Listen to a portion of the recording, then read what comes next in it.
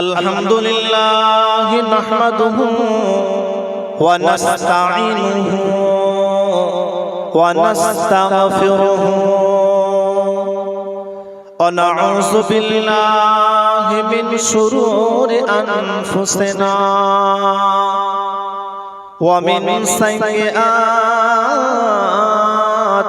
আ'মালিনা من يهده الله فلا مضل له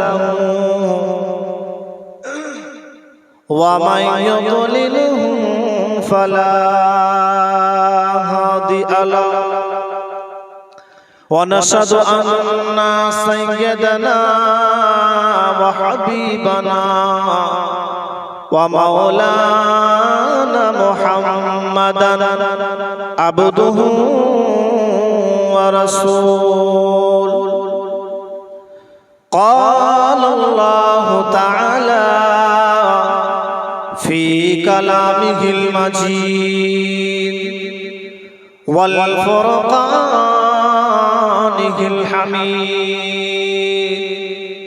وما أرسلناك إلا رحمة للعالمين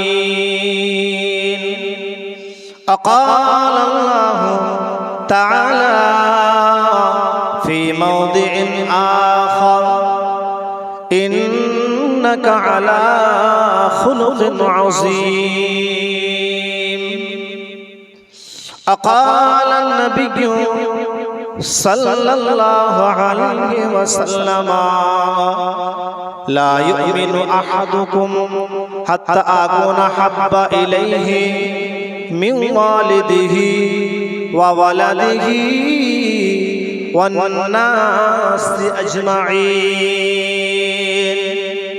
قال الله رسوله في حديث الشريف لا يزرع زرعا ما من مسلم يغرس غرسا أو يزرع زرعا فيأكل منه طير أو إنسان أو بهيمة إلا كان له به صدقة وقال النبي صلى الله عليه وسلم قال النبي صلى الله عليه وسلم في حديث الشريف لا يكونن من أمتي أقوام يستحلون الحرى والحرير والخمر والمعازف إن الله وملائكته يصلون على النبي يا أيها الذين آمنوا صلوا عليه وسلموا تسليما محبة اللهم صل على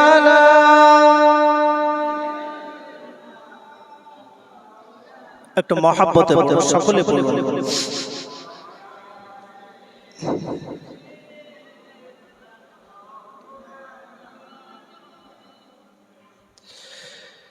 সাইয়্যিদুল আম্বিয়া খাতামুল মুরসালিন সাইয়্যিদুল আম্বিয়া খাতামুল মুরসালিন मेरे प्यारे नबी तुमसा कोई नहीं सैयदुल अंबिया खातमुल मुरसलीन अल्लाहुम्मा सल्लि अला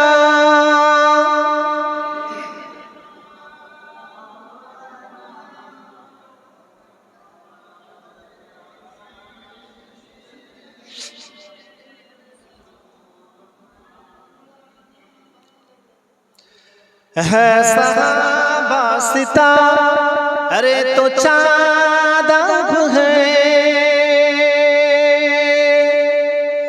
है सहाबा सितारे तो चाँद अब है, बल्कि ओ चाँद से, बल्कि ओ चाँद से आब ज़्यादा हसी, सैयदुल अंबिया खातमुल मुरसलीन। अल्लाहुम्मा सल्लि अला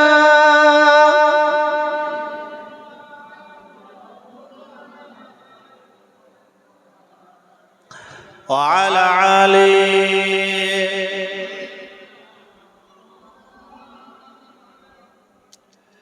একটু জিকির করি লা ইলাহা ইল্লাল্লাহ, লা ইলাহা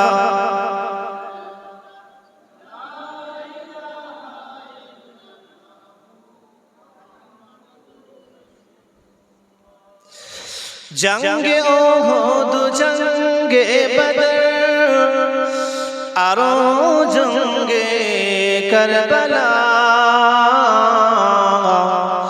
ইমাম হোসেন শহীদ হলেন আরো হলেন হানজালা। লা ইলাহা, একটু উচ্চ আওয়াজে লা ইলাহা ইল্লাল্লাহ। হাসান কাঁদ বিশির জানায়, হুসাইন কাঁদে কারবালায়, আরো কাঁদেন জাইনুল আবেদিন এজিদের ওই জেলখানায়। লা ইলাহা ইল্লাল্লাহ, লা ইলাহা।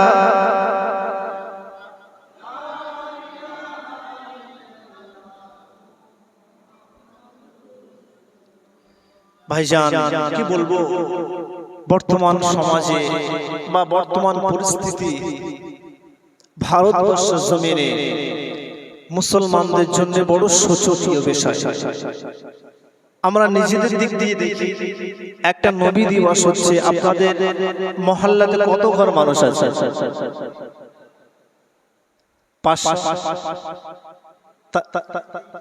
300 আছে, কিন্তু মাহফিলে 1-150 লোক, মানে প্রত্যেক ঘর থেকে একজনও আসে। আজকে মুসলমান অধঃপতন কেন? একটু আমরা ভেবেছি বুকে হাত দিয়ে। কিছুদিন আগে দেখছিলাম আমার প্রতিবেশী রাজ্য আসামে ধুবুরি জেলার গোয়ালপাড়া, ধুবুরি জেলায় গোয়ালপাড়া 3500 মুসলমান ভাইদের ঘর বাড়িগুলি ওখানকার জালিম সরকার হেমন্ত বিশ্ব শর্মা গুড়িয়ে দিয়েছে। বলছি কি, এখানে একটা ইলেকট্রিক সিটি তৈরি হবে। মুসলমানরা কাঁদছে, কোথায় যাবে রাস্তা, তাদের কোনো জায়গায় বাসস্থান নেই, একটা মাথা গোজার মতো জায়গা নেই। ইউপি আকবরনগর বলে একটা জায়গা, কথা কোনো বলছি, বাড়ি গিয়ে যদি আপনারা কারোর কাছে অ্যান্ড্রয়েড ফোন থাকে সার্চ করবেন, কথা বলো যে বক্তা আসলে সুন্দরবন থেকে ভুংচুং বলে হয়তো পালালো। আকবরনগরে 350 মুসলমানের ঘর বুলডোজার দিয়ে ভাঙা হয়েছে। কারণ না, বলছে এখান থেকে একটা ব্রিজ তৈরি হবে। মধ্যপ্রদেশের হালদওয়ানি বলে একটা জায়গা, সেখানেও এরকম 300-400 মুসলমানের ঘর। সব জায়গাতে মুসলমানের প্রতি প্রচন্ড অন্যায় অত্যাচার হচ্ছে। কথা ঠিক বলছি না ভুল বলছি? কারণ কি? কারণ এই মুসলমান একতা নেই। আজকে আমরা নিজেদের দিকেই দেখি, একটা জলসা হয়েছে, সকলকে আসার প্রয়োজন ছিল, কিন্তু নেই। একটা কবি মাঠ দিয়ে যাচ্ছে, পাশ দিয়ে দেখছে কিছু যুবক ছেলে ফুটবল খেলছে। আপনার দিকে ফুটবল খেলা হয়, বড় বড় মাঠ আছে।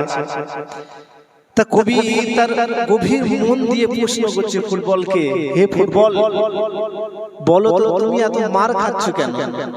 তুমি একবার এর পায়ে যাচ্ছ, ওর পায়ে যাচ্ছ কেন? তোমার কারণ কি?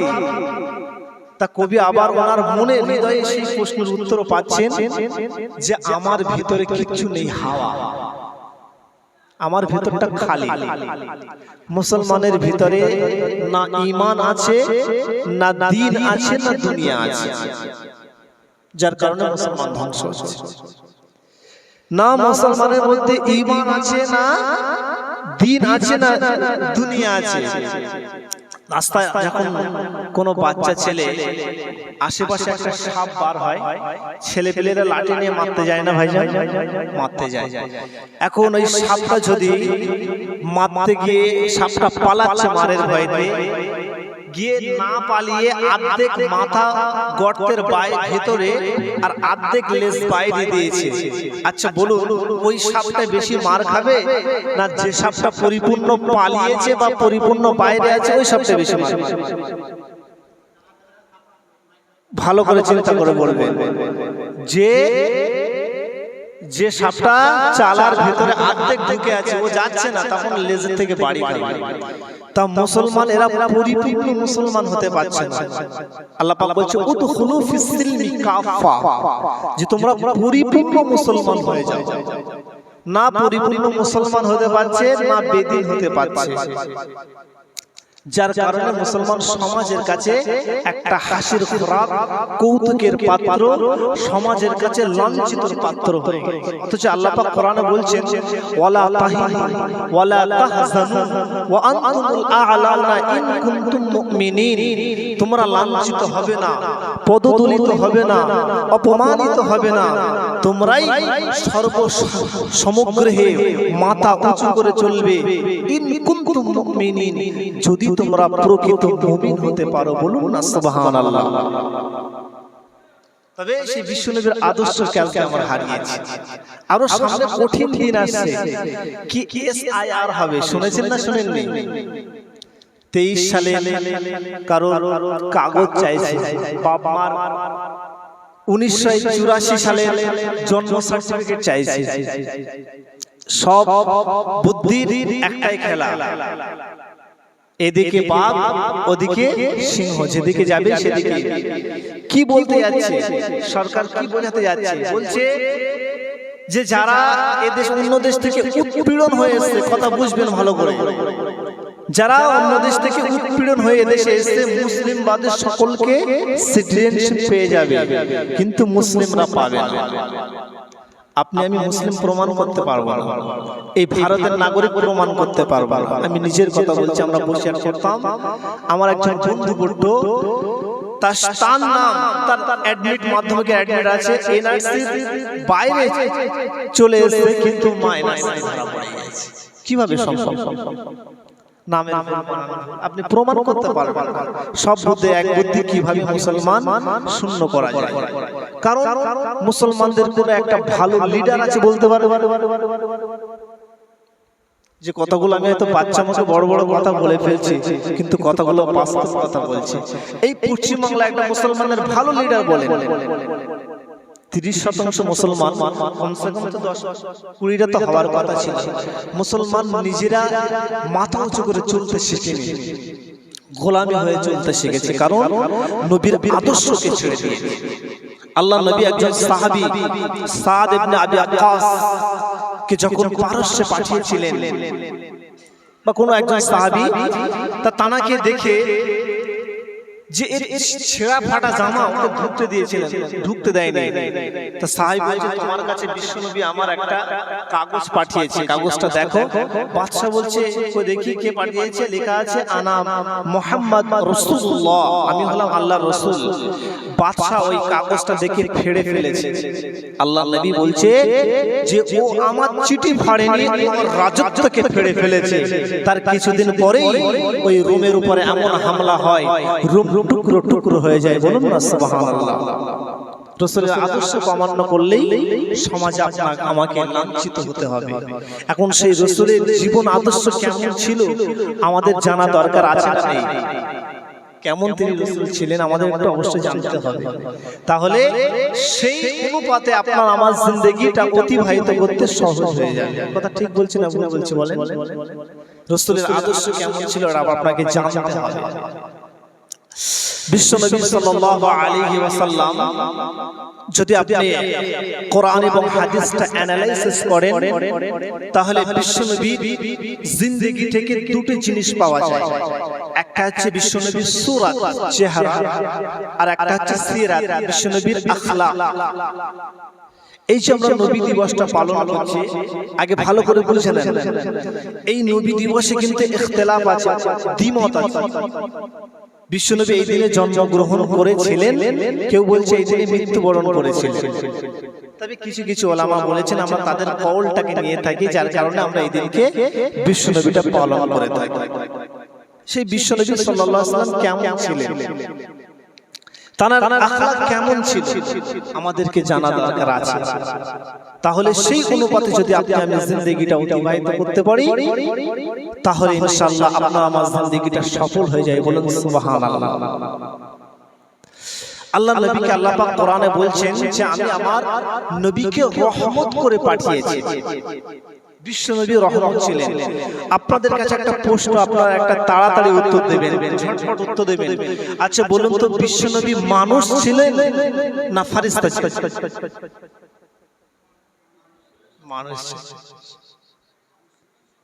মানুষ ছিলেন।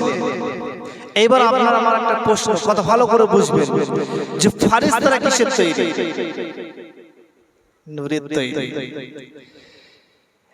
এখন এক শ্রেণীর আলেম ফুরফুরা মানে দাদা হুজুরকে আমরা প্রাণ দিয়ে ভালোবাসি, বসিয়ে হুজুর আমাদের বিশ্বাস নবীজি নূরের তৈরি, তবে তিনি মানুষ। নূর বলে যে আল্লাহ কষ্ট হতো না, এটা ভুল কথা। তিনি ফেরেশতা ছিলেন না, এরা কোনো নাই।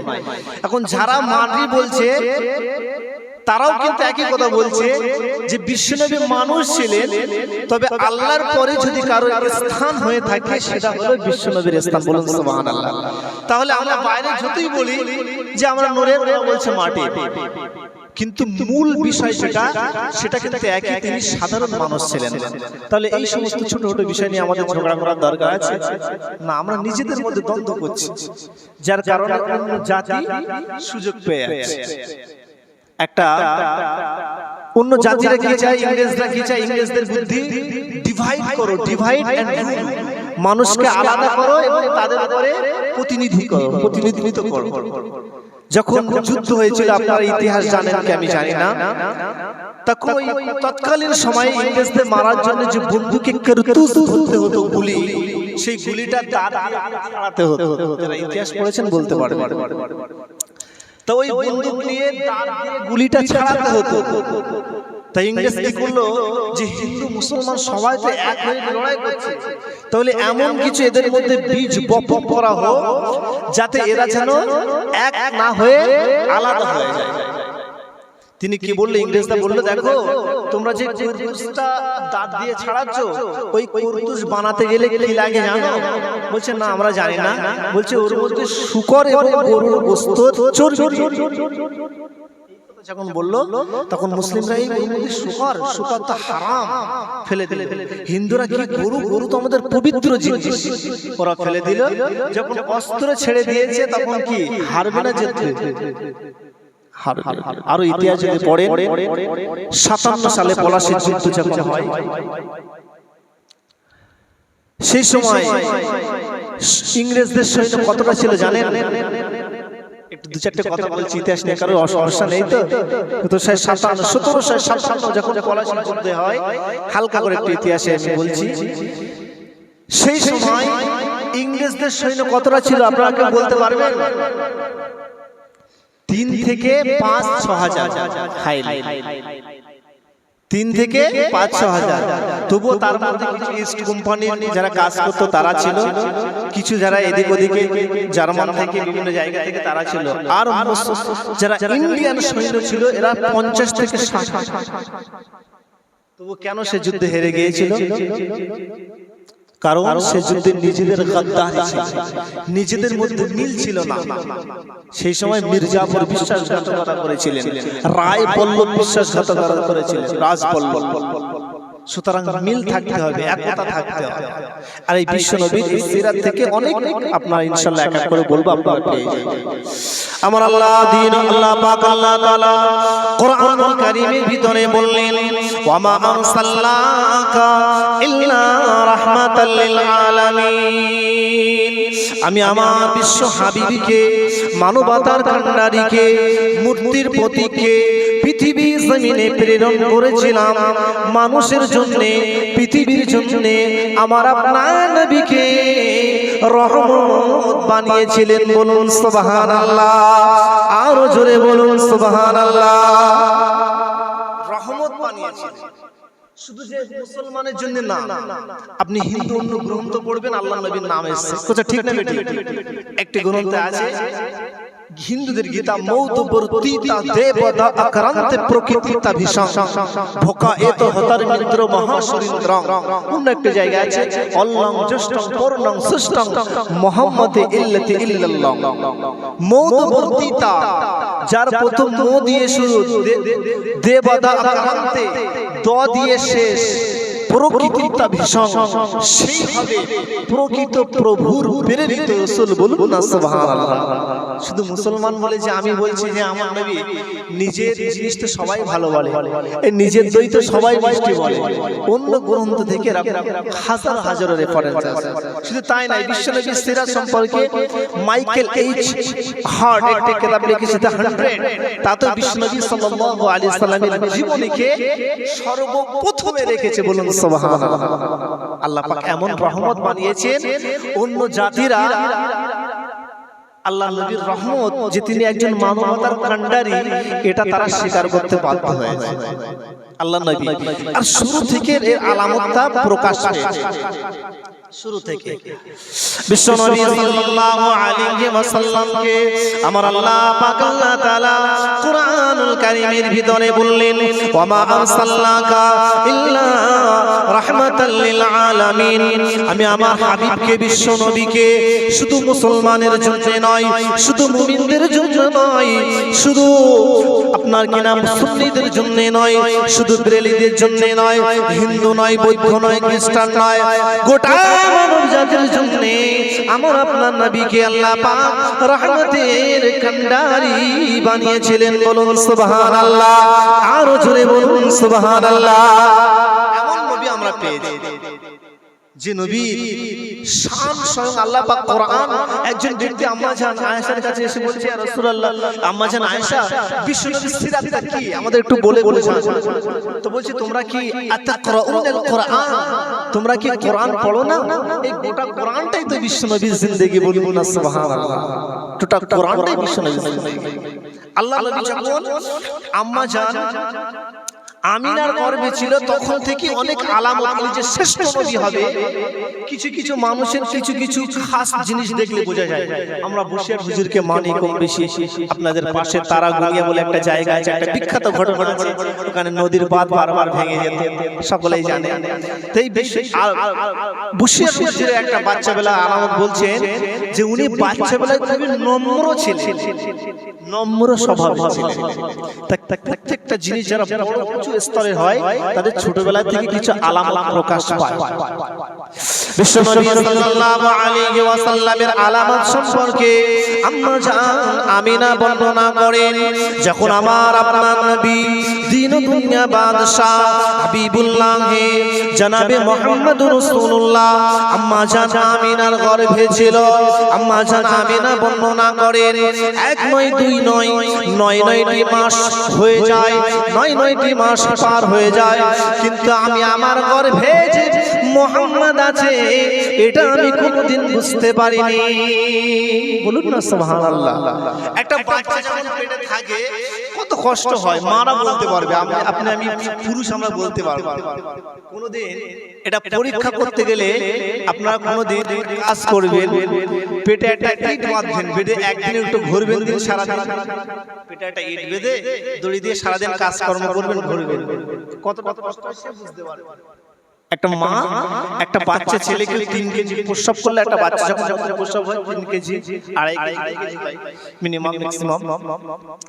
তা একটা মা একটা গর্ভে একটা বাচ্চাকে কোলে নিয়ে সে 10 মাস ওঠা পড়া চলা খাওয়া দাওয়া করতে থাকে, সেই বলতে পারবে।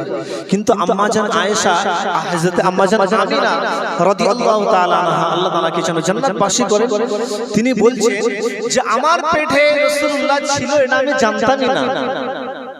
এত বরকত আল্লাহ পাক দিয়েছিলেন, তিনি কষ্ট অনুভব করতে পারেন। শুধু তাই নয়, বিশ্বনবী সাল্লাল্লাহু আলাইহি ওয়াসাল্লামের আম্মাজান আমিনা তিনি বর্ণনা করেন, বিশ্বনবী সাল্লাল্লাহু আলাইহি ওয়াসাল্লাম যেদিন পৃথিবীর জমিনে জন্মগ্রহণ করেন, যখন পৃথিবীর জমিনে ভূমিষ্ঠ হয়, ওই দিনটা ছিল 12ই রবিউল আউয়ালের দিন, যেদিনে আজকের দিনে আপনারা মাহফিলটা অনুষ্ঠিত করেছেন।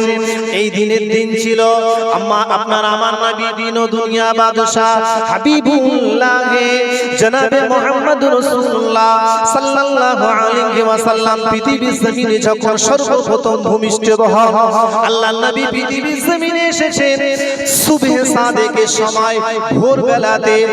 সেই সময় আমি দেখতে পেলাম আল্লাহ নবী আমার গর্ভ থেকে যখন প্রস্রাব হলো, আমি দেখতে পেলাম গোটা কায়সার থেকে রোম থেকে শুরু করে নিয়ে পারস্য পর্যন্ত একটা আলো নূরান জ্যোতি। আমি গোটা রোম সম্রাট আর পারস্য সম্রাটের সমস্ত বড় বড় রাজ প্রাসাদগুলি আমি দেখতে পেলাম। বলুন সুবহানাল্লাহ, আরো জোরে বলুন সুবহানাল্লাহ। নারে তাকবীর, নারে তাকবীর, নারে তাকবীর। সিলসিলা ফুরফুরা শরীফ, সিলসিলা ফুরফুরা শরীফ বিশ্বনবী দিবস। এমন একটি সুন্দর পরিবেশ, বলছে আমি দেখলাম যে একটা নূর আমার পেট থেকে পার হয়েছে জ্যোতি, আর আমি গোটা পারস্য এবং গোটা রোম যত বড় বড় প্রাসাদ ছিল, বড় বড় অট্টালিকা বাড়ি ছিল, সেগুলো আমি স্বচক্ষে দেখতে পেলাম। তিনি বলছেন শুধু তাই নয়, বিশ্বনবী সাল্লাল্লাহু আলাইহি ওয়াসাল্লাম পৃথিবীর জমিনে যেদিন ভূমিষ্ঠ হন, তার দাদা জান আব্দুল মুত্তালিব বিশ্বনবীর এই খুশিতে একজন গোলামকে আজাদ করে দিয়েছিলেন। বলুন সুবহানাল্লাহ। এই যে আল্লাহ নবীর নামটা স্বপ্নে রাখা নাম মুহাম্মদ, প্রশংসিত, চরম প্রশংসিত, যাকে প্রশংসা করা হয়েছে। জোরে বলুন না সুবহানাল্লাহ। দশে আল্লাহুম্মা সাল্লি আলা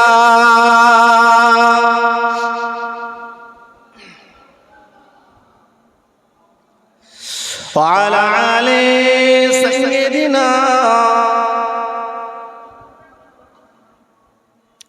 আমার ভাইজানেরা, তরুণেরা, নওজওয়ানেরা, ও নবী পাকের প্রেমিকেরা, আল্লাহ ওয়ালা ভাই ও বাবাজিরা, ও আমার নবী পাকের আশিকেরা, রাত্রে ঘুমটাকে ভঙ্গ করে দিয়ে বিশ্ব নবী জীবনে শুনছেন। শুনুন শুনুন কেমন নবী ছিলেন আপনারা আমার নবী, দিন দুনিয়া বাদশা হাবিবুল্লাহ জনাবে মুহাম্মদুর রাসূলুল্লাহ সাল্লাল্লাহু আলাইহি ওয়াসাল্লাম।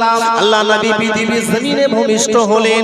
আস্তে আস্তে আস্তে করে তিনি মা আমিনা কোলে লালন পালন হতে লাগলেন, বড় হতে লাগলেন। আম্মা জান আমিনা কি করলেন, তাকে শিক্ষা সুশিক্ষায় শিক্ষিত করার জন্য আল্লাহ রাসূলকে তিনি কি করলেন, তায়েফের জমিনের নিকটে একটি গোত্র ছিল, ওই গোত্রটা তৎকালীন সমানে বড় নাম করা গোত্র ছিল। সন্তানকে সুশিক্ষায় শিক্ষিত এবং তার মধ্যে যেন আদব এবং ভদ্রতা আসে, এই জন্য আল্লাহর নবীকে ওই গোত্রে পাঠিয়ে দিয়েছে হযরত হালিমার ঘরে। তখনকার সময় হযরত ওমর ফারুক সন্তানকে সুশিক্ষিত করা, শিক্ষা বর্তমান সমাজে মুসলমানরা শিক্ষা অনেক পিছিয়ে আছে। বর্তমান সমাজে মুসলমানরা শিক্ষায় পিছিয়ে আছে। আজকে যে সমস্ত জালেমরা আমাদের অন্যায় করছে, আমাদের অকাব জমিনগুলো জবরদস্তি নিয়ে নিচ্ছে, কিন্তু মুসলমান প্রতিবাদ করতে পারছে না গণতান্ত্রিক পদ্ধতিতে। কারণ কি, মুসলমানের কাছে পুলিশ নেই, মুসলমানের কাছে উকিল নেই, লড়বে সেরকম কোনো ভালো একটা অ্যাডভোকেট নেই। মুসলমান এত পিছিয়ে। সুশিক্ষা, আল্লাহ নবী একটা হাদিসে বলেছেন, উতলুবুল ইলমা মিনাল মাহদি ইলাল লাহাদ, তোমরা শেখো। কতটা শিখবে? মায়ের কোল থেকে নিয়ে কবর পর্যন্ত শিখতে থাকো, বলুন সুবহানাল্লাহ। কোরআন শরীফের যে আয়াত সর্বপ্রথম নাজিল হয়েছিল শুনলে অবাক হয়ে যাবে, সেই সূরাটা কিন্তু কোনো নামাজ সম্পর্কে ছিল না। ছিল কি না, নামাজ সম্পর্কে ছিল না। আমরা পাঁচ ওয়াক্ত নামাজ পড়ছি, মনে করে নামাজ হচ্ছে কি দ্বীনের খুঁটি। আল্লাহ নবী বলেছেন সালাতু ইমাদুদ্দিন, নামাজ হলো দ্বীনের খুঁটি। কিন্তু কোরআন শরীফের প্রথম আয়াত কিন্তু নামাজ সম্পর্কে ছিল, রোজা সম্পর্কে ছিল না। কি সম্পর্কে ছিল? এই শিক্ষা সম্পর্কে ছিল। ইকরা বিসমি রাব্বিকাল্লাযী খালাক, তোমরা পড়ো প্রভুর নামে যিনি তোমাকে সৃষ্টি করেছেন। ইকরা বিসমি রাব্বিকাল্লাযী খালাক, খালাকাল ইনসানা মিন আলাক, ইকরা রাব্বুকাল আকরাম আল্লাযী আল্লামা বিল কলম। একজন সন্তান সুশিক্ষায় শিক্ষিত করলে সমাজের বুকে সে সঠিকভাবে দাঁড়াতে পারে। কিছু যেমন তার পিঠ দ্বারা শির দ্বারা নেই, সে কোনোদিন সমাজে দাঁড়াতে পারে না। কিছু কি দাঁড়াতে পারে? কখনো পারে না। ঠিক একজন শিক্ষাবিহীন মানুষ সমাজের কাছে মাথা নত করে দাঁড়াতে পারে না। আজকে আমি আমার মতো একটা বাচ্চা ছেলে, এই 25-26 বছর আপনাদের সামনে আমি স্টেজে বসে ওয়াজ করছি, কিসের ভিত্তিতে? এই শিক্ষার ভিত্তিতে। ওই জন্য বিশ্বনবীকে শিক্ষা বলেছে, তোমরা শিক্ষা দাও সন্তানকে। শিক্ষার এত মূল্য বিশ্বনবী দিয়েছেন। আল্লাহ নবী সাল্লাল্লাহু আলাইহি ওয়াসাল্লামকে শিক্ষার জন্য আম্মা জান হালিমার ঘরে পাঠিয়েছিলেন। আল্লাহ নবী আম্মা জান হালিমার ঘরে গিয়েছিলেন। বিশ্বনবী সাল্লাল্লাহু আলাইহি ওয়াসাল্লামকে যখন আম্মা জান হালিমা তুসাদিয়া রাদিয়াল্লাহু তাআলা আনহা নিতে এসেছিলেন, বিশ্বনবীকে যখন নিতে এসেছিলেন তখন তিনি বিশ্বনবীর মধ্যে কিছু বরকত দেখতে পেয়েছিলেন। বিশ্বনবীর ভিতরে কিছু বরকত দেখতে পেয়েছিলেন। তানা যে উটনি ছিল জীর্ণ শীর্ণ উটনি, একেবারে কমজোর দুর্বল উটনি নিয়ে তিনি এসেছিলেন। তিনি যখন এসেছেন তখন মক্কার সমস্ত মানুষের ছেলের বাচ্চা কাচ্চা সবাই নিয়ে চলে গিয়েছে, আর কোনো বাচ্চা নেই। আল হালিমা চিন্তায় পড়লেন কি হবে, সবাই তো একটা বাচ্চা কাচ্চা নিয়ে চলে গেল, আমার তো আর কেউ নেই। তিনি কি করলেন শুনলেন না, ওই আব্দুল্লাহ একটা এতিম ছেলে আছে, তার নাম হলো মুহাম্মদ, কিন্তু কেউ কি জানতো তিনি বিশ্ব নবী হবেন, শেষ নবী? কেউ জানতো না। আম্মা জান হালিমা তুসাদিয়া রাদিয়াল্লাহু তাআলা আনহা বর্ণনা করেন, আমি যখন বিশ্ব নবীকে নিয়ে যাচ্ছিলাম, আমার উটনিটি হাঁটতে চলতে পারছিল না, সঠিকভাবে দাঁড়াতে পারছিল না। কিন্তু বিশ্ব নবীকে যখন নিয়ে আমার কোলে নিয়ে হাঁটতে লাগলাম, আমি দেখলাম আমার উটনিটি সবার উটনির থেকে বেশি দ্রুত দৌড়াচ্ছে, বেশি দ্রুত দৌড়াচ্ছে। এমনকি মানুষদের সমস্ত উটনির আগে চলে গিয়েছে। মানুষে জিজ্ঞাসা করছে, ও হালিমা, ও হালিমা, ও হালিমা, তোমার উটনির কি হয়েছে এমন, হঠাৎ করে কেন পরিবর্তন হয়ে গিয়েছে? হালিমা বলছে, না না, আমি বলতে পারি না, তবে আমি এতটুকু বলতে পারি, এই বাচ্চা এতিম মুহাম্মদকে যখন আমি কোলে নিয়েছি, এতিম মুহাম্মদকে যখন আমি কোলে নিয়েছি, এই এতিম মুহাম্মদকে কোলে নেওয়ার পরে না জানি কি হয়েছে, কি একটা অলৌকিক শক্তি আমার উটনির ভিতরে চলে এসেছে। আমার উটনিটি আগে থেকে দুগুণ বেশি স্পিডে দৌড়াচ্ছে। বলুন সুবহানাল্লাহ, আরো জোরে বলুন সুবহানাল্লাহ। এমন বরকত বিশ্ব নবীর ভিতরে আল্লাহ পাক দিয়েছিলেন, রহমতের কান্ডারি বানিয়েছিলেন। আল্লাহ নবীর আখলাক, সিরাত সবটা মানবের জন্য শিক্ষা আর শিক্ষা। বিশ্বনবী সাল্লাল্লাহু আলাইহি ওয়াসাল্লাম তিনি ইবাদত করতেন, তার আখলাক যদি পড়া হয় আপনি অবাক হয়ে যাবেন কেমন তিনি ছিলেন বিশ্বনবী সাল্লাল্লাহু আলাইহি ওয়াসাল্লাম। এমন করে আস্তে আস্তে আস্তে আস্তে যখন বিশ্বনবী এমন করে বয়স হতে লাগলেন, বিবাহ যৌবনে পৌঁছে গেলেন, আল্লাহ নবী বিবাহ করলেন একজন মহিলার সঙ্গে। ওই স্ত্রীর নাম ছিল আম্মা জান খাদিজা। খাদিজা তিনি প্রথম বিবাহ করেন। এখন বর্তমান সমাজে কিছু কুস্থাক বার হয়েছে, কিছু অপরাধ বার হয়েছে, যারা বিশ্বনবীর চরিত্রই কালিমা লিপ্ত করতে চায়। তারা বলে বিশ্বনবী নাউজুবিল্লাহ তিনি বড় আইয়াসী ছিলেন, তানার 11টি বিবি ছিল। কিন্তু যারা সত্যিকারে যারা জানে না, মূর্খ গাধা, তারা এমন অপবাদ দিয়ে থাকে। বিশ্বনবীর যে প্রথম স্ত্রী ছিলেন মা খাদিজা, তার বয়স ছিল 40 বছর। তখন নারী জাতির সম্মান ছিল না ভাই সমাজে। নারী জাতিকে হেনস্থা করা হতো, অপমানিত করা হতো, পদদলিত করা হতো। ওই জামানাটার নাম হলো আইয়ামে জাহিলিয়াত, অন্ধকারের যুগ বলা হয়। The period of the darkness, অন্ধকারের জামানা। 14 ইয়ার্স ago, 1400 বছর আগে ওই পিরিয়ডটা ছিল কি ডার্কনেস। বর্তমান সময়ে মানুষ মনে করে যে শিক্ষাটা এটা হচ্ছে মডার্ন, এটা হচ্ছে গিফট অফ মডার্ন এজ। বর্তমান এর শিক্ষাটা হচ্ছে কি যে আধুনিকতা, কিন্তু না। This gift of Islam which was given 40 years ago, এটা হচ্ছে ইসলামের দেওয়া সম্পদ 1400 বছর আগে বিশ্বনবী দিয়ে গিয়েছে। বলুন না সুবহানাল্লাহ। তখন নারী জাতির সম্মান ছিল না। দ্বিতীয় স্ত্রী ছিলেন সাউদা, মোটা। সাউদা মানে আসওয়াদুন, কালো। আপনারা লায়লা মজনু ঘটনা শুনেছেন না? এই লায়লা ঘটনা শুনেছেন না? লায়লা মজনু কি, লায়লা কেমন ছিল জানেন? কালো ছিল, কালো। আর মজনু ছিল পরিষ্কার। কিন্তু এমন প্রেম পড়েছে, সে প্রেমটা কি ভালোবাসা। বলছে লায়লার গলি থেকে যদি কোনো কুকুর আসতো চুমু খেত, ওই পায়ে চুমু খেত। তো বলছে মজনু দিকে পাগল হয়ে গেছিস, লায়লার বাড়ি থেকে কুকুর আসে পায়ে চুমু খেয়েছিস। বলছে তুই সে ভালোবাসা বুঝবি না। তার লায়লার বাপ বড় লোক ছিল, ওর সাম্রাজ্যের সামনে অনেক লোক বসে থাকতো, সবাই বলতো আমি মজনু, আমি মজনু, আমি মজনু। তা একদিন এক মহিলা লায়লাকে বললেন, শুনেছি এরা সব তোর মজনু, তা আসল মজনু কোনটা, কিভাবে বুঝবো? তা বলছে শরবতের একটা প্লেট নিয়ে পাঠিয়ে দিয়েছে। বলছে যা এটা গিয়ে বল লায়লা পাঠিয়েছে। তো যখন শরবতের কাপটা নিয়ে গেছে, সবাই বলছে যে হ্যাঁ আমি মজনু, আমি মজনু। তো বলছে আমি গিয়েছি, তো সবাই বলছে আমি মজনু। তো বলছে একটা কাজ কর, একটা ছুরি নিয়ে একটা প্লেট নিয়ে যা, গিয়ে বল লায়লা বলেছে যে মজনুর গায়ের এক টুকরো গোশত লাগবে। এই কথা যখন বলেছে, একটা মজনুর খুঁজে পাওয়া যাচ্ছে না, সব লুঙ্গি খুলে পালিয়েছে, সব পালিয়েছে। কারণ গোশ দেবে কে? আসল মজনু তো পাওয়া মুশকিল। দেখে একজন কোনায় বসে আছে, বলছে সবাই পালিয়েছে, লায়লা গোশ চেয়েছে, গাঢ় টুকরো জীবিত মানুষের গোশ কাটলে কি আরাম ভালো লাগবে ভাই? ভালো লাগবে, মজা লাগবে, কষ্ট হবে। আর তুমি পালাওনি, তুমি কেন বসে আছো? তো বলছে যা লায়লাকে গিয়ে বল যে মজনুর কোন অঙ্গের গোশত লাগবে। তখন বুঝলেন না আসল মজনু এখানে পেয়ে গেছে। তা কালো সাউদা কথার অর্থ আমি বলতে গিয়ে ওখানে চলে গেলাম। কালো সাউদা আসওয়াদুন থেকে মানে কালো, তাকে আল্লাহ নবী বিয়ে করেছিলেন। তারপরে উম্মে হাবিবাকে বিবাহ করেছিলেন একটা মীমাংসার জন্য। এমন করে তিনি 11টা বিবাহ করেছিলেন, কোন না কোন কারণে তিনি বিবাহ করেছিলেন। কিন্তু মানুষেরা বলে বিশ্বনবী নাউজুবিল্লাহ আরাম আয়েশের জন্য বিবাহ করেছিলেন।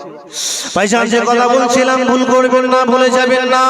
ও নওজওয়ানেরা, তরুণেরা, আমার নবী পাকের প্রেমিকেরা, আল্লাহ ওয়ালা ভাই ও বাবাজিরা, আমার নবী পাকের আশিক দিওয়ানারা, শুনে নেন, জেনে নেন, গভীরভাবে বোঝার চেষ্টা করুন। ওই জামানাটার নাম ছিল আইয়ামে জাহিলিয়াতের যুগ। নারী জাতির ছিল না কোনো সম্মান, ছিল না কোনো মর্যাদা। যদি কোনো গর্ভধারী নারী, পেটে বাচ্চাওয়ালা নারী রাস্তা দিয়ে হেঁটে হেঁটে হেঁটে হেঁটে যেত, তৎকালীন জামানায় মানুষেরা নিজেদের মধ্যে তর্ক বিতর্ক করত। কেউ বলতো দেখ নারী জাতিটা যে হেঁটে হেঁটে যাচ্ছে, ওই মহিলার গর্ভে যে সন্তানটা আছে ওটা হলো পুরুষ বাচ্চা, ওটা হলো ছেলে সন্তান। অপর দল বলতো না না না না, ওই গর্ভধারী নারী ছেড়ে যাচ্ছে, ওর পেটের বাচ্চাটা হলো কন্যা সন্তান, মেয়ে সন্তান। এরকম করে নিজেদের মধ্যে তর্ক করতো, জাহিলিয়াত মূর্খ যুগ। তা বলছে তাই কিভাবে বুঝবো তাহলে পেটটা কাট? সত্যি সত্যি তৎকালীন জামানায় পেট কাটা, কেন গাল গাল ভালো বলছে না, বাস্তব কথা বলছে। কেটে দেখা হতো ওই বাচ্চাটা পুরুষ না। আপনার আমার নবী দিন দুনিয়া বাদশা হাবিবুল্লাহ জনাবে মুহাম্মদ রাসূলুল্লাহ, আম্মা জান তিনি কি করলেন? 25 বছরের যুবক থাকা সত্ত্বেও 40 বছরের নারীকে বিবাহ করেছিলেন। করে গোটা বিশ্ববাসীর কাছে বার্তা দিয়েছিলেন নারী জাতি কোনো ভোগবিলাসের পাত্র নয়, নারী জাতি হলো সম্মানের পাত্র। আল্লাহ নবী ওনাকে স্ত্রীর মর্যাদা দিয়ে গোটা মুসলমান নয় বিশ্ববাসীকে নারী জাতির সম্মানকে তুলে ধরেছিলেন। বলুন সুবহানাল্লাহ, আরো জোরে বলুন সুবহানাল্লাহ। আল্লাহ নবীর ব্যবহার ছিল কেমন? ব্যবহার ছিলেন বিশ্ব নবীর ব্যবহার ছিলেন ভালোবাসা, প্রেম, প্রীতি, শুভেচ্ছা, একে অপরের সঙ্গে মধুর সুরে কথা বলতেন, নরম সুরে কথা বলতেন, ভালোবাসার সুরে কথা বলতেন। আল্লাহ নবী হালাল খেতেন, হারাম থেকে দূরে থাকতেন। আজকাল আমরা মুসলমান মসজিদে যাচ্ছে, নামাজ কালাম পড়ছে, কিন্তু আমরা হারাম থেকে একদম দূরে থাকতে পারছি না। হারাম থেকে দূরে থাকতে পারছি না। ভাইজান যাচ্ছে, চাচা সকালে আপনার কাটিহাট বাজারে যাচ্ছে, আর ওয়াজ শুনতে শুনতে যাচ্ছে, কার? খোকা মাওলানার ওয়াজ শুনতেছে। খোকা মাওলানার ওয়াজ আয়েগা সুরে শুনে নেন, জেনে নেন। ও সোনা মানিকেরা, আমার আপনার বসে আর হুজুর ওয়াজ করতে যাবেন। কোথায় যাবেন বাবা? সুন্দরবনে যাবেন। ওয়াজ করছে, খোকা মাওলানা ওয়াজ শুনতে শুনতে যাচ্ছে, চাচার লুঙ্গি কোথায়? হাঁটুর উপরে। কথা ভুল বলছি না ঠিক বলছি? টোটো নিয়ে ভ্যান নিয়ে বার হয়ে যাচ্ছে। ওই জন্য বিশ্বনবী সাল্লাল্লাহু আলাইহি সাল্লাম হালালকে অর্জন করতে বলেছেন, হারাম থেকে দূরে থাকতে বলেছেন। আল্লাহ তাআলা কোরআনুল কারীম মহাগ্রন্থের ভিতরে বললেন, হাল্লাল্লাহুল বায়া ওয়া হারামার রিবা। আমার আল্লাহ পাক আল্লাহ তাআলা হালাল করেছেন, ব্যবসাকে হালাল করেছেন, সুদকে হারাম করেছেন। কিন্তু না না না, বর্তমান জামানাতে মুসলমানদের ভিতরে সুদ চলে এসেছে, মুসলমানদের মধ্যে হারাম চলে এসেছে। ও কি বলবো, কিছুদিন আগে দেখছিলাম ফোনে ইন্টারনেটে, বরিশাল বলে, বাংলাদেশের বরিশাল বলে একটা জায়গা আছে, একজন ভাই অন্য ভাইয়ের চোখ তুলে নিয়েছে, জীবিত ভাই, তার ধরে চোখ তুলে নিয়েছে, জমি জায়গা নিয়েছে, জমি জায়গা নিয়ে সব জায়গায় ভাই কিভাবে আত্মসাৎ করবো। কিন্তু খবরদার না, আপনাদের হাতে নাই পায়ে ধরে বলে যাচ্ছি, সঠিক অধিকারটা মানবকে বুঝিয়ে দেবে। তাই ওই টাকাটা হচ্ছে হারাম হবে যদি আপনি অন্যায় ভাবে নেন।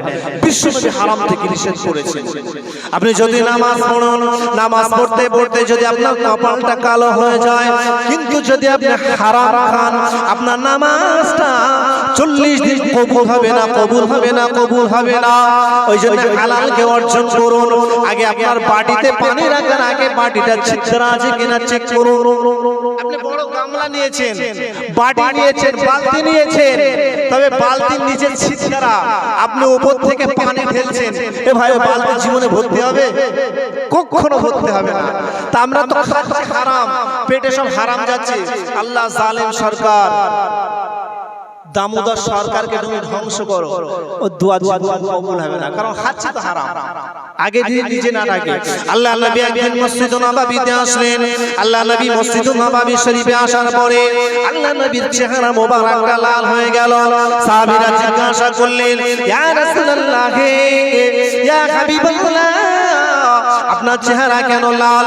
আল্লাহ নবী বললেন, এই মুহূর্তে আল্লাহ পাক আমাকে জানিয়ে দিয়েছেন আখির জামানা আসবে, শেষ জামানা আসবে। ওই আখির জামানায় মানুষেরা দোয়া করবে, কিন্তু দোয়াটা কবুল হবে না, কবুল হবে না, কবুল হবে না। কেন কবুল হবে না? কারণ ওই জামানায় মানুষেরা একে অপরকে ভালো কথা বলা ছেড়ে দেবে। কারণ একে অপরকে ভালো কথা বলা ছেড়ে দেবে। আল্লাহ নবী বলছে, একটা ভাই অন্যায় করছে, তুই গান শুনছিস ভাই, তুই কালকে তো যাসনি তো, আর গাঁজা টাজা খাস না, বিড়ি দিয়ে খাস না, এরকম বলে না, উল্টে তাকে ঝাঁকুনি দেয়। আল্লাহ নবী বলছে যে শেষ জামানায় মানুষ একে অপরকে ভালো কথা বলা ছেড়ে দেবে। আল্লাহ নবী বলছে দিনের দাওয়াত দেওয়া ছেড়ে দেবে। ওই জামানায় দোয়া করবে আলেম ওলামা, কিন্তু দোয়া কবুল হবে না।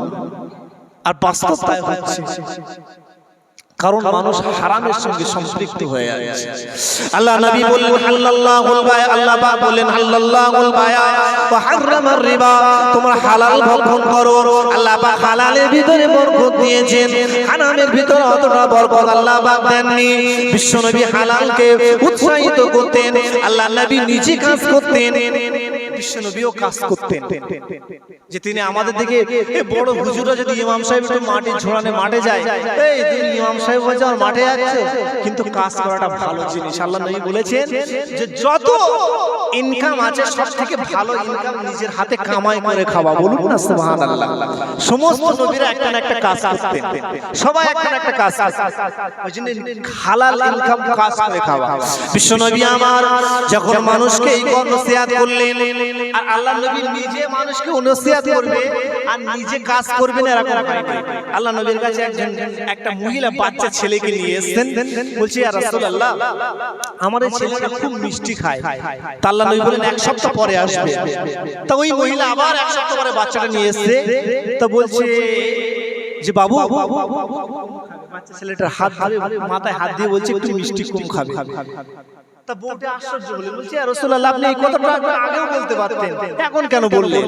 তখন বিশ্বনবী বললেন যে দেখো আমি রাসূলুল্লাহ আমি নিজেই বেশি মিষ্টি খাই, মিষ্টিটা পছন্দ করি, তা আমি নিজে যে কাজ করব আর অপরকে বলবো এই কথা কোনোদিন শোভা পায় না। ইমাম সাহেব বলছে নেশা করো না, খানিকক্ষণ পর ইমাম সাহেব বাবার ধারে খৈনি তুলে বাড়িতে গালে। ওই ইমাম সাহেবের কথা কেউ মানবে ভাই? নিজে আগে পরিবর্তন না হয় অপরকে বলতে নেই। আল্লাহ নবী আগে নিজে করতেন।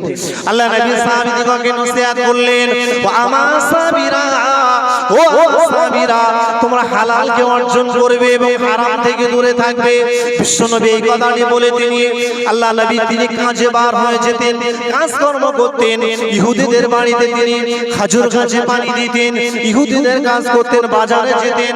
আল্লাহ নবী মাঝে মাঝে ব্যবসা বাণিজ্য করতেন, আল্লাহ নবী কাজকর্ম করতেন। তিনজন ব্যক্তি আসলেন, এসে বলছে ইয়া রাসূলুল্লাহ যে শুনেছি আল্লাহ পাক আপনার আগে পিছনে সমস্ত গুনাহ maaf করে দিয়েছে, তা আমরা আপনার মতো এরকম এমন নেককার কিভাবে হব? তা বিশ্বনবী বলছে যে আল্লাহ পাক আমাকে এত গুনাহ করে দিয়েছে, তবুও আল্লাহ নবীর ইবাদতের মাত্রাটা অধিক ছিল। আল্লাহ নবী যখন নামাজ পড়তেন পা ফুলে যেত।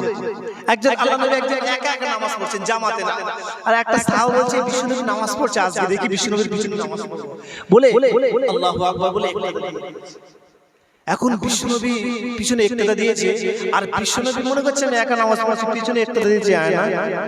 বিশ্বনবী সূরা পাঠ করা শুরু করেছে, সূরা বাকারা শেষ করছে, লম্বা চওড়া সূরা, আধ ঘন্টা হয়ে যাচ্ছে।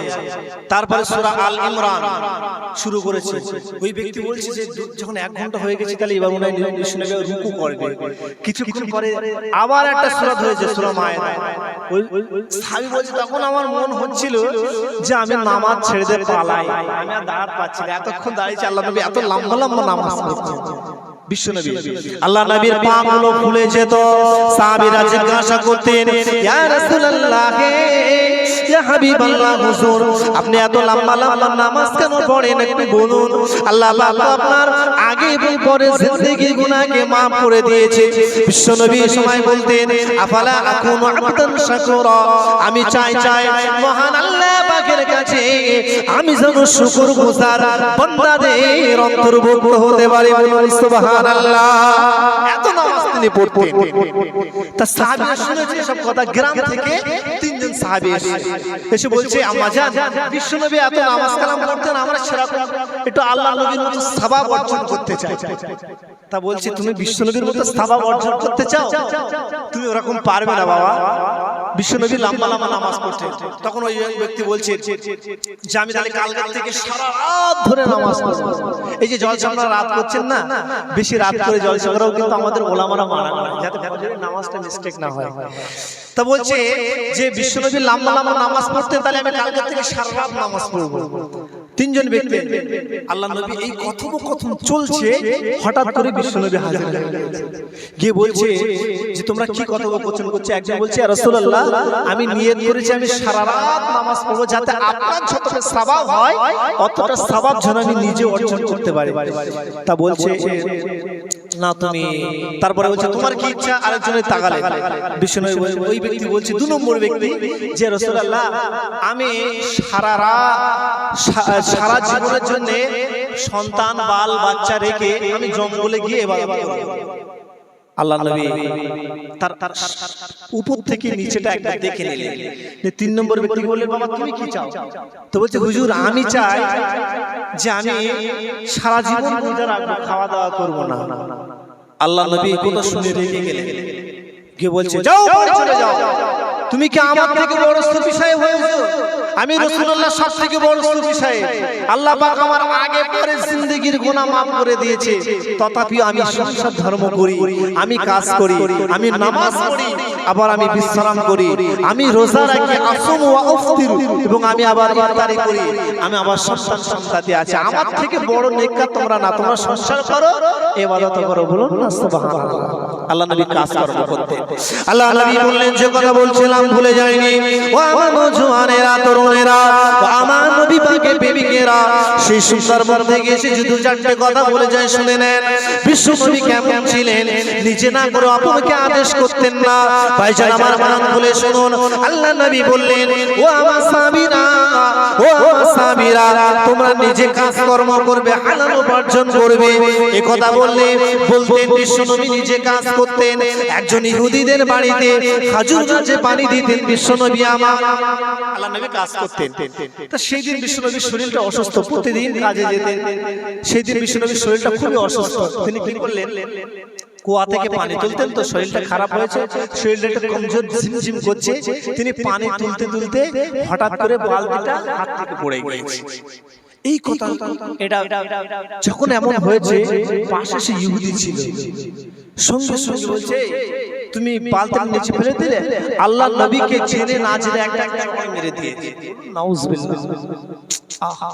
নূরানি চেহারা রাসূল সাল্লাল্লাহু আলাইহি সাল্লাম, যে চেহারা দেখলে মানুষের দিলটা ঠান্ডা হয়ে যেত, বলুন না সুবহানাল্লাহ। সাহাবীকে এত ভালোবাসতেন, সাহাবীরা রাসূলকে ভালোবাসতেন।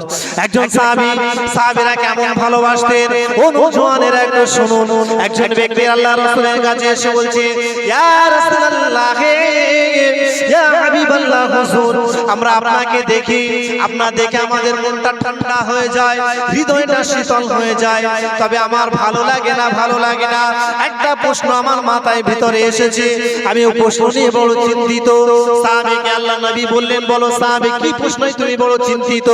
ওই সাহাবী বললেন, ইয়া রাসূলুল্লাহ, ইয়া হাবিবাল্লাহ, হুজুর আপনাকে আমরা দেখি মনটা ঠান্ডা হয়ে যায়, আপনাকে দেখি মনটা শীতল হয়ে যায়, তবে শুনেছি কিয়ামতের দিনে ময়দান মাহশারে আপনাকে যখন দেখতে পাবো না, তখন আমরা কিভাবে থাকবো? সাহাবীরা আবদার করে ভালোবেসে নবীকে একটা প্রশ্ন করলেন, জি ইয়া রাসূলুল্লাহ, যে শুনেছি যে কিয়ামতের দিনে যারা ভালো মানুষ হবে তারা উপরের দরজায় থাকবে, যারা একটু খারাপ গুনাহগার হবে জান্নাতের নিম্ন দরজায় থাকবে, তা আমরা আপনাকে তো পাবো না, আমরা কিভাবে সেদিন আপনার এই নূরানি চেহারাটা কিভাবে দেখব? আল্লাহ নবী সেই সময় বলেছিলেন, আমার সাহাবী, ও সাহাবী, চিন্তা করো না বাবা, চিন্তা করো না, আল মারউ মা আহাব্বা, ওই ব্যক্তির সঙ্গে থাকবে যে আমাকে মহব্বত করবে, ভালোবাসবে। আল্লাহ নবীকে সাহাবীরা জান প্রাণ দিয়ে ভালোবাসতেন, জীবনকে উৎসর্গ করে দিতেন, জানকে উৎসর্গ করে দিতেন, মালকে উৎসর্গ করে দিতেন, এত ভালোবাসতেন। ঘটনা হাদিসের ভিতরে পাওয়া যায়, তাবুকের যুদ্ধে বিশ্ব নবী বললেন, ও আমার সাহাবীরা, আমি যুদ্ধে যেতে যাই, বাবারা তোমরা আমার জন্য কিছু সম্পদ নিয়ে আসো। তাবুকের যুদ্ধের একটা ঘটনা হাদিস শরীফে খুব সুন্দর ঘটনাটা লিখেছে। বলছে বিশ্বনবী একদিন সাহাবীদের ডাকলেন, ডেকে বললেন, বাবা তাবুকের যুদ্ধে বার হতে হবে, তোমরা কিছু মাল একত্রিত করো। এক এক করে সবাই একত্রিত করতে লাগলো। সেই দিন ওমর ফারুক রাদিয়াল্লাহু তাআলা ভাবলেন যে প্রত্যেকদিন তো আবু বকর ফার্স্ট হয়ে যায়, এবার আর আবু বকরকে ফার্স্ট হতে দেওয়া যায় বলে কি করলেন, ওমর ফারুক অর্ধেক মাল বিশ্বনবীর কাছে নিয়ে এসেছে। আল্লাহ নবী বলছে, ওমর ফারুক তুমি যে এতটা মাল নিয়ে এসেছো, তোমার বাড়ির জন্য কি কিছু রেখেছো, দান করেছো? তো বলছে, হুজুর হ্যাঁ বাড়ির জন্য অর্ধেক রেখেছি। তো বলছে, তুমি অর্ধেকটা মাল দিয়ে দিয়ে আল্লাহর রাস্তায় এত ভালোবাসো, খরচা করে। আল্লাহ নবীর একটা খরচা করা, দান করা, এটা আল্লাহ রাসূলের একটা ব্যাপক বড় স্বভাব ছিলেন। ওই জন্য হাদিসে বলা হয় আস-সাখিউ হাবিবুল্লাহ। অন্য একটা হাদিসে বলা হয়েছে যে দান হলো জান্নাতের গাছ, আর এই শাখাগুলো আছে পৃথিবীর জমিনে। যে ব্যক্তি দান করতে থাকে সে অনবরত একটা শাখাকে, ডালকে ধরে রাখে, আস্তে আস্তে সে কি জান্নাতে চলে যায়। বলুন না সুবহানাল্লাহ। অপর পরক্ষণে বিশ্বনবী বললেন যে কৃপণতা হলো একটা জাহান্নামের গাছ। যে ব্যক্তি শাখা ধরে রাখে সে আস্তে আস্তে জাহান্নামে চলে যায়। আল্লাহ নবী দান করতেন। তাবুকের যুদ্ধে বিশ্বনবী সাল্লাল্লাহু আলাইহি সাল্লাম সমস্ত সাহাবীরা সকলে যে যার ক্ষমতা হচ্ছে দিচ্ছে। আল্লাহ নবীর কাছে ওমর ফারুক আসলেন, বললেন হুজুর আমি অর্ধেকটা নিয়ে এসেছি, আজকে আবু বকর থেকে ফার্স্ট। সব সাহাবীরা চলে এসেছে, এক এক করে কেউ বা টাকা দিচ্ছে, পয়সা দিচ্ছে, দিরহাম দিচ্ছে, দিনার দিচ্ছে, কেউ বা জামা কাপড় দিচ্ছে, কেউ বা উট দিচ্ছে, কেউ বা ঘোড়া দিচ্ছে, আল্লাহ রাসূলকে যুদ্ধের জন্য সাহায্য করছে, কেউ বা তলোয়ার দিচ্ছে। সকলে চলে এসেছে, কিন্তু একজন সাহাবীকে খুঁজে পাওয়া যাচ্ছে না। বলুন তো দেখি ওই সাহাবীটার নাম কি? মাশাআল্লাহ, পিছনের ভাইরা ফাঁকি দিচ্ছে, কথা বলছে না। ওরা বলছে যা ঝড় যায়, সামনে বুড়ো চাচাগুলোর মধ্যে যাক, আমরা ফাঁকি দেবো, কিছু বলবো না। ওই সাহাবীর নাম কি ছিল ভাইজান? একটু কথা বলে। আবু বকর নাম ছিল চাচা। ঠিক বলেছেন, সবাইকে পাওয়া আছে, কিন্তু সে আবু বকর কোথায়? সাহাবীরা নয়ন মেলে তাকিয়ে আছে, কোথায় আবু বকর? আবু বকর না না না না না, আবু বকর দেখি তো খুঁজে পাওয়া যাচ্ছে না। বাবা কিছুক্ষণ পরে দেখা যায় মরুভূমি, মরুপ্রান্তরে একজন মানুষ হেঁটে হেঁটে হেঁটে হেঁটে আসছে, ঝিরিঝিরি শূন্য তার পোশাক, গায়ের বস্ত্রটা বাবা কি 100 টাকা দামের মিটারের কাপড়, দামি কাপড় পরছে। আর বিশ্বনবী সাহাবীরা পোশাকের কত কষ্ট করেছে, সেই দিন আজকে নেই। আজকে তো সুখের দিন, তবুও মানুষের মধ্যে ঈমান নেই, রাসূলের প্রতি ভালোবাসা নেই। আল্লাহ নবী বলছে আমি ভয় পেতাম যে আখিরের জামানার নবীরা গরিব হয়ে মরবে না, আমার উম্মতরা এরা বড়লোক হওয়ার কারণে দিন থেকে পিছিয়ে যায়। আল্লাহ নবী বলছে আমি ভয় পেতাম যাতে এরা গরিব না বড়লোক হয়ে সব এক এক করে দিন থেকে ভুলে যায়। যে যত বড়লোক হচ্ছে সে তত বড় ইসলামের শত্রু হচ্ছে। কথা ঠিক বলছে না ভুল বলছে? বড় বড় অর্কেস্ট্রা হচ্ছে, নায়ক নায়িকাকে নিয়ে আসছে, সিনেমা হচ্ছে, বড় বড় পার্টি অফিসে বেশিরভাগ টাকা খরচা করছে কারা? মুসলিমরা। আজিজ প্রেমজি করোনার সময় ভারতে সবচেয়ে বেশি দাম দিয়েছে। তার টাকা আল্লাহ নবী বলছে এদের যখন টাকা হয়ে যায় মনটা কঠোর হয়ে যায়। আল্লাহ নবী সাহাবীরা দানের দিক থেকে ব্যাপক ছিলেন। ওই সময় একজন সাহাবীকে খুঁজে পাওয়া যাচ্ছে না, কোথায় সাহাবী? দেখে মদিনা থেকে একজন ব্যক্তি জীর্ণ শীর্ণ চেহারা নিয়ে আসছে। বাবা ভুল করবেন না, বলে যাবেন না, ওই সাহাবীটির নাম হযরত আবু বকর সিদ্দিক রাদিয়াল্লাহু তাআলা আনহু। পরনের পোশাক কি পোশাক? পরনের পোশাক ছিল চটের বস্তা। চটের বস্তা, কম্বল। আগেকার দিনে আমরা, এখন তো সব ব্ল্যাঙ্কেট হয়ে গিয়েছে, 500 টাকা দামের ব্ল্যাঙ্কেট, 1000 টাকার ব্ল্যাঙ্কেট। এই ব্ল্যাঙ্কেট না দিলে জামার ঘুম হয় না। আর তখনকার সময় এই তো কিছুদিন আয়লার আগে পর্যন্ত, এখান থেকে 10 বছর আগে ব্ল্যাঙ্কেট ছিল কি নিচের দিকে সে বস্তা ঝুলঝুলি হয়, গায়ে ফোটে, এরকম ব্ল্যাঙ্কেট ছিল না? ছিল না। আমাদের যারা দাড়ি সাদা চাচা তারা বলতো, আমি ভুল বলছি কি? ইস্তাতকের সময় ওই ব্ল্যাঙ্কেট ছিল, গায়ে দিলে গায়ে ফুটতো, এরকম ব্ল্যাঙ্কেট। আবু বকর দেখছে যে চট পরিধান করা বিশ্বনবীর সাহাবী। যে আবু বকরকে আল্লাহ নবী বলছে আবু বকর জান্নাতি, যে আবু বকর সম্পর্কে অগণিত হাদিস। ছোট্ট একটা হাদিস বলছি বলে আমি আবার এইদিকে ফিরে আসছি। আম্মা জান আয়েশা বিশ্বনবীকে জিজ্ঞাসা করলেন, একদা রাতে আম্মা জান আয়েশা বার হলেন, আকাশের দিকে তাকিয়ে দেখলেন আকাশের তারাগুলি, নক্ষত্রগুলি ঝলমল ঝলমল ঝলমল করে জ্বলছে। আল্লাহ নবীকে আদর করে আম্মা জান আয়েশা বলছে, ইয়া রাসূলুল্লাহ, এই আকাশের যে তারাগুলো আছে, এই এতটা তারা কেউ গুনতে পারবে? কোনদিন গুনে শেষ করতে পারবে না। যে এতটা যে তারা আছে, এরকম নেকি কি পৃথিবীর জমিনে কোনো মানুষের আছে? একটা প্রশ্ন করেছে যে আকাশে যতগুলি তারা আছে, নক্ষত্র আছে, এতগুলি নেকি কি কোনো বান্দার আছে? আপনার কোনো উম্মতের আছে? বিশ্বনবী বলেন হ্যাঁ আছে। বলছে কার? বলুন তো দেখি কার? না, ভুল বললেন। বললেন ওমর ফারুক রাদিয়াল্লাহু তাআলা আনহু। এই কথা যখন বলেছেন আপনার যেন মন খারাপ হয়ে গিয়েছে, আমি বলেছি না? তা আম্মা জান আয়েশার মনটা খারাপ হয়ে গেছে, বলছে আমার আপনার নাম দিল না, উমর ফারুকের নাম নিল, এতটা তারা উমর ফারুকের এত সওয়াব, আমার আপনার নামটা নিল না কেন? মনটা খারাপ। কিছুক্ষণ পরে আল্লাহর নবী মুস্কি হাসলেন, এসে আম্মা জান আয়েশাকে বললেন, ও আয়েশা চিন্তা করো না, চিন্তা করো না, আমি বুঝতে পেরেছি কেন তোমার মনটা খারাপ হয়েছে। তোমার মনটা এই জন্য খারাপ হয়েছে কারণ আমি তোমার আব্বা জানের নাম নেইনি, এই জন্য। বলছে হ্যাঁ ইয়া রাসূলুল্লাহ, আমি মনে করি আমার আব্বার নামের নাম বলবেন, আপনি তো ওমর ফারুকের নাম বললেন। তা বলছে বাবা মন খারাপ করো না, আম্মা জান আয়েশা শোনো শোনো, আবু বকরের আমলের কথা তো দূরে থাক, ওমর ফারুকের আমল এতটা, আমার আবু বকর তো আবু বকর, আবু বকর তো আবু বকর, আবু বকর তো আবু বকর, আবু বকরের জিন্দেগির কথা দূরে রাখলাম। আবু বকর যে 3 দিন আমার সঙ্গে গারে সওরতে ছিল, ওই 3 দিনের নেকিটা আকাশে যতগুলি নক্ষত্র আছে তার থেকেও বেশি। বলুন সুবহানাল্লাহ, আর জোরে বলুন সুবহানাল্লাহ। নারে তাকবীর, নারে তাকবীর, বিশ্বনবী দিবস। বলছে যে আবু বকরের এই 3 দিনের যে নেকি এটাই সমান, সারা জীবন তো দূরের কথা। সে আবু বকর আসতেন গায়ে জিরির জন্য পোশাক, বাবা চট পরিধান করা, বতন গুলো কি বতন জানেন? আমরা তো বতন ব্যবহার করি, এটাকে বলে গুজরাটি বতন, কিন্তু না না না, বতন ছিল না। দাদা আবু বকরকে দেখছেন, সমস্ত সাহাবীরা দেখছেন, সবাই চলে আসলো, আবু বকর কেন আসলো না? আবু বকর আসলেন একটা চটের বস্তা পরিধান করা, আর বতন হিসাবে খাজুরের কাঁটা পরিধান করানো লাগানো আছে। বলুন সুবহানাল্লাহ। খাজুরের কাঁটা এইভাবে দিয়ে সুজরাম লম্বা রকম ভাবে দি, খাজুরের কাঁটা এইভাবে দাও।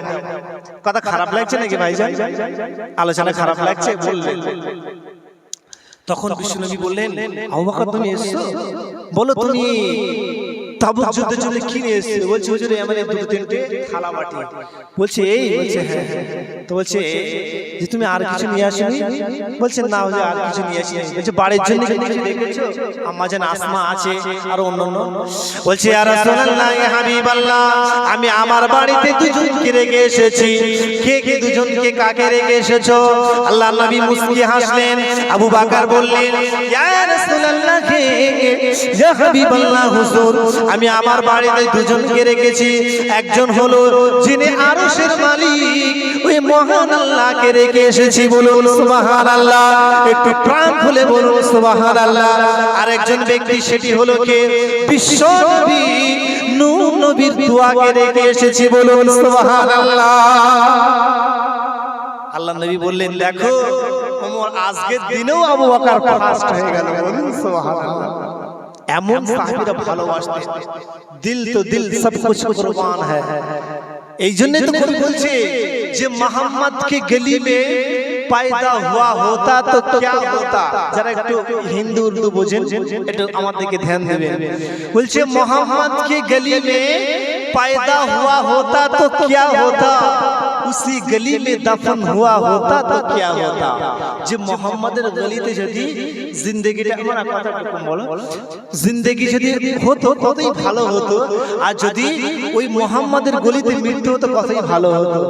তাই বলছে মোহাম্মদ के गली में पैदा हुआ होता तो क्या होता, उसी गली में दफन हुआ होता तो क्या होता। তারপর লাইন ভালো করে শুনবেন, आए मजनू तू लैला को दिल देकर दीवाना हुआ, अगर मेरे नबी को दिल दिया होता तो क्या होता। बोलूं सुभान अल्लाह। বিশ্বনবী আমার যে কথা বলছিলাম, ও আমার ভাইজানেরা আমি ওয়াজ ভুলে যাইনি। আল্লাহর নবী বললেন তোমরা হালালকে অর্জন করো, হারাম থেকে দূরে থাকো। বিশ্বনবী আমার দো জাহানের বাদশা হাবিবুল্লাহ জনাবে মুহাম্মদ রাসূলুল্লাহ ইহুদিদের কুয়া থেকে পানি তুলছেন আর খাজুর গাছে পানি দিচ্ছেন। হালাল অর্জন করতে বলেছেন, নবী নিজে হালাল কাজ করছেন, কিন্তু না না না, ওই ইহুদিটা আল্লাহ নবী হাত থেকে বালতিটা পড়ে গিয়েছে। ইহুদি জানে না এই ব্যক্তিটিকে। এই ব্যক্তি তো মনে করে আমাদের সঙ্গে ঘুরে ওটা বসে চলাফেরা করে, কিন্তু না না না, এই ব্যক্তিটি হলো সেই ব্যক্তি যার পায়েতে জিবরাইল চুমা খায়। বলুন সুবহানাল্লাহ। এই ব্যক্তি তো সেই ব্যক্তি যার জন্য মেঘে ছায়া করে। এই ব্যক্তি তো সেই ব্যক্তি যার কাছে সে বনের হরিণ কথা বলে। এই ব্যক্তি তো সেই ব্যক্তি যার কাছে পাথরগুলো কলেমা পড়ে। বলুন সুবহানাল্লাহ। সেই ব্যক্তি কিন্তু এ তো জানে না ইহুদি গালে একটা চড় মেরে দিয়েছে। আর আল্লাহর নবী পরিষ্কার ছিলেন, দুধে আলতা বড়। বিশ্ব নবীর গালে যখন মেরেছেন, আল্লাহর নবীর চেহারাটা লাল হয়ে গেছে, টকটক করছে, লাল লাল লাল টক করছে। তখন আল্লাহর নবী অসুস্থ ব্যক্তি, একেতে অসুস্থ, হাত থেকে পড়ে গিয়েছে। আল্লাহর নবী মনটা খারাপ করে নিয়ে বুক ভরা ব্যথা নিয়ে বাড়ি চলে গেলেন। আল্লাহ নবী বুক ভরা ব্যথা নিয়ে, নবী আমার বুক ভরা ব্যথা নিয়ে বাড়িতে চলে গেলেন। অস্ত্র নিয়ে বাড়িতে চলে গেলেন। বিশ্ব নবী আমার বাড়িতে চলে গিয়েছেন। বিশ্ব নবী বাড়িতে যাওয়ার পরে মা জান বললেন, ইয়া রাসূলুল্লাহ, ইয়া হাবিবাল্লাহ, হুজুর কি হয়েছে আপনার? মনটা অত খারাপ কেন, অসুস্থ কেন?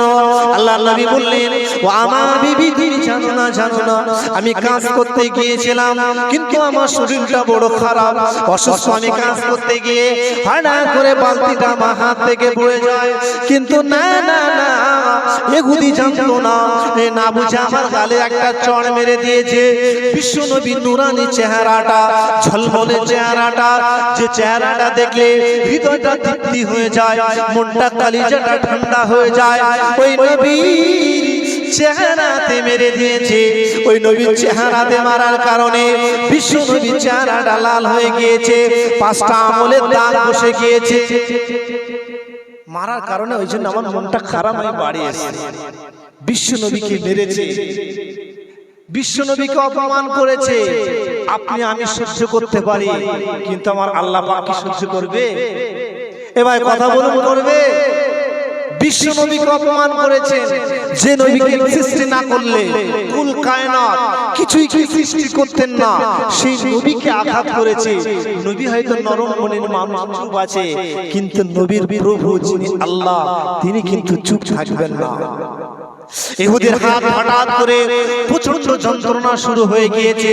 আপনার শরীরটা ভালো আছে, আজকে সুস্থতা আছে, আপনি গরিবের প্রতি অন্যায় করছেন, গরিবের মালকে আত্মসাৎ করছেন, আপনার ক্ষমতা আছে, আপনি অন্যের প্রতি জুলুম করছেন। বর্তমান সমাজে জুলুমটা বেশি হয়ে গিয়েছে বাবা, প্রচন্ড জুলুম হচ্ছে। এবার জুলুমের মাত্রা এতটা বেড়ে গিয়েছে, আমি একটা উদাহরণ দিয়ে বলবো, ছোট্ট গল্প দিয়ে। একজন ব্যক্তির 5 স্টার হোটেল, 5 স্টার হোটেল, বর্তমানে যারা বড় লোক তারা বড় লোক হয়েই যাচ্ছে, আর যারা গরিব তারা গরিব হয়ে যাচ্ছে। তা 5 স্টার হোটেল, ওই হোটেলের পাশে একটা গরিব মানুষ কুড়ে ঘরে থাকে। সে দিন আনা দিন খাওয়া পান, তা কোনোদিন জোটে, তা কোনোদিন। আরে হোটেলের মালিক 5 স্টার হোটেল, ঘরে এসি দেওয়া, মাসে যাতায়াত করে, কিন্তু ওই হোটেলের পাশে গরিব মানুষের ধনী ও তার হজম আছে। ভালো লাগছে যে কিভাবে এটা আত্মসাৎ করা যায় বর্তমানে পরিস্থিতি বলছে। আপনারা বসে আপনি ইসলামের সবাই বেশি গিয়েছে, ওই দেখবেন সামনে একটা আগে অনেক আগে একটা নারকেল গাছ ছিল, আর একটা কলম যে জায়গা ছিল, জায়গাটা কিন্তু কিনতে ছিল না, অনেক টাকা দিয়ে লাস্টের কাছ থেকে কিনতে হয়েছে। তো গরিব মানুষ ওর পাশে থাকে, একটা থেকে হিংসা হচ্ছে কি করে জায়গাটা নেওয়া যায়, আর কি করে এখানে 8-5 তলা 5 স্টার হোটেল বানানো যায়। কি করেছে, ওর এই যে পান্তা ভাত খাচ্ছে গরিব মানুষ, তাও এর হজম হচ্ছে না, এর ঘুম হচ্ছে না, এসি হবে এর ঘুম হচ্ছে না। এ কি করেছে, ওর নামে সুপ্রিম কোর্টে কেস করেছে। ভাই ভালো করে শুনবে, ওর নামে সুপ্রিম কোর্টে কেস করেছে। কি কেস? মানহানির মামলা দিয়েছে যে জজ সাহেব, এই যে ব্যক্তি আমার পাশে আছে, এই ব্যক্তির নামে একটা আমি কঠিন খাতারনাক কেস দেব। দেশদ্রোহী কেস। কি কেস? বলছে আমার হোটেলে যে গোশ রান্না হয়, মাছ রান্না হয়, এর একটা সেন্ট বার হয় না, হয় না? একটা সেন্ট বার হয়, ওটা যেমন মারা কম পেঁয়াজ রসুন দিয়ে মাছ রান্না করে একটা সেন্ট বার হয়। তো বলছে এই সেন্ট হয়, গোশ মাছের সেন্ট বার হয়, আর এ কি করে, এই আমার রান্নার এই সেন্ট শুকে শুকে ও পান্তা খায়। এইটাই কেস করেছে বা হাসবেন্ড আর আমরা ভুল করে বানাবো যে আমার হোটেলে গোশ মাছ রান্না হয় আর এই সেন্সকে খায় এই জন্য এর নামে কেস। এখন বর্তমানে তাই হচ্ছে। আমার একটু নিজের বাস্তব কথা বলছি, আমার একজন ছাত্র গরিব মানুষের ছেলে, তার ভাই মাধ্যমিকে ফার্স্ট নাম্বার, এলাকার একটা বাস্তব ঘটনা বলছি। তার পাশে একজন ব্যক্তি কালো জাদু করতো, কালো জাদু ক্লাস হয় কালে সাধারণত যে রান করে তা বাচ্চা ছেলেটা ফার্স্ট হতো মাধবপুর স্কুলে, আমি জায়গাটার নাম বলে দিলাম, তাকে কালো জাদু করে পাগল বানিয়ে দিয়েছে। কালো জাদু এটা বাস্তব ঘটনা বলে মানুষ কতটা জালিম হয়ে গিয়েছে, দেখতে সুন্দর কিন্তু মনটা হিংস্র হয়ে গিয়েছে। বর্তমান সমাজের কথা বলেছে। তা ওই ব্যক্তি যখন মারা যায় ওর কবরটা দেওয়া হয়েছে যে ওই ব্যক্তি কালো জাদু